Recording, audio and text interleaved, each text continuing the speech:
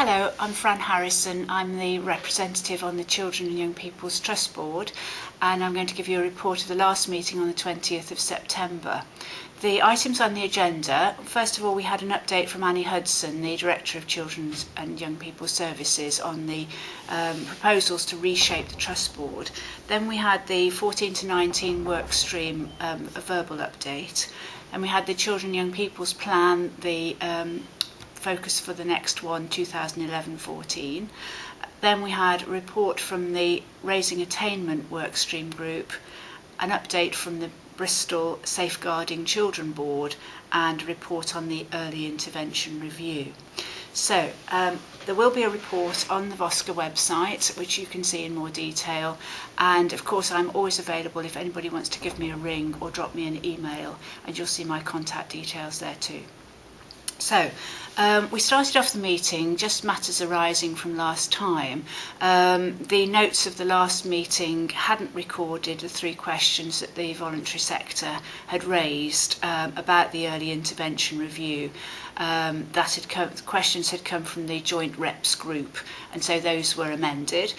We also had a response to a question that we'd raised about the impact of the new housing benefit caps on families, which is going to be part of some work on the analysis of families more generally, and that's going to be carried out by Bristol City Council and circulated by Alison Jackson. So we'll see how families are going to be affected by these new changes. So moving on to the first item, the update from Annie Hudson on the proposals to reshape the Trust Board. If you saw the last report, we're just in a complete state of flux at the moment, of course, with a comprehensive spending review and councils not knowing what their budgets are. So we're waiting to see how the government casts the future role of local government in delivering children's services, and we are expecting a white paper on local authorities early November.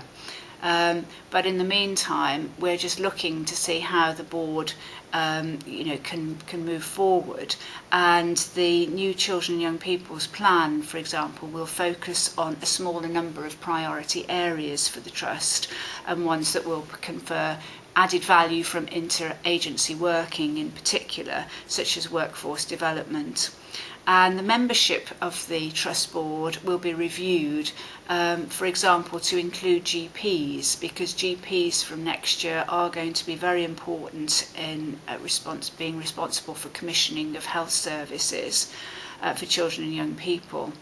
Areas and their hubs in Bristol are going to be more significant in commissioning services, and budgets will need to align more closely with agreed outcomes.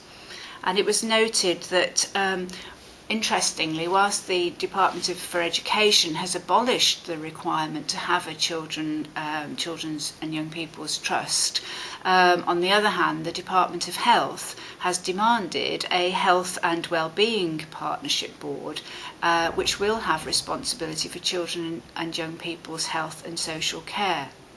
As part of the discussion at the board, it emerged that there is a possibility in the future that the Children and Young People's Service could merge with adult health and social care as one of the ways forward, one option.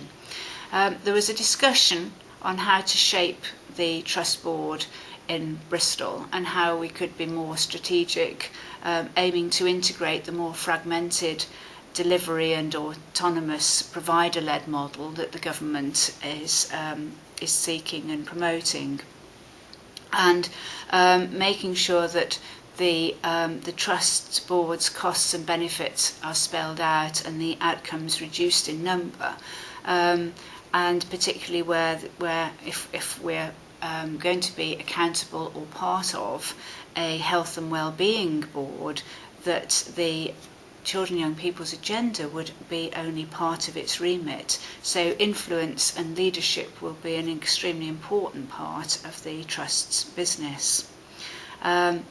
We could play a greater role in developing and maintaining a shared culture, so that when new providers come on board, we can more easily influence them and make them part of the whole.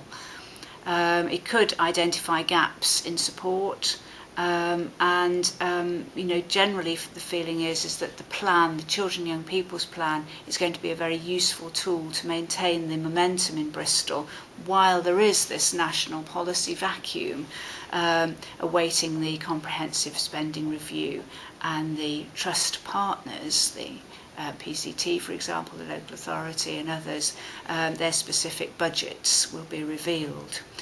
So rather than wait for government to tell us what to do, the Trust wants to move forward using the plan so that we can take advantage of the new freedoms from targets and inspections and so on to really deliver what Bristol needs. So summing up, there are some key questions. What are the priorities for the Trust? How will we work together? And how will it relate to the Health and Wellbeing Board and the forthcoming Public Health White Paper?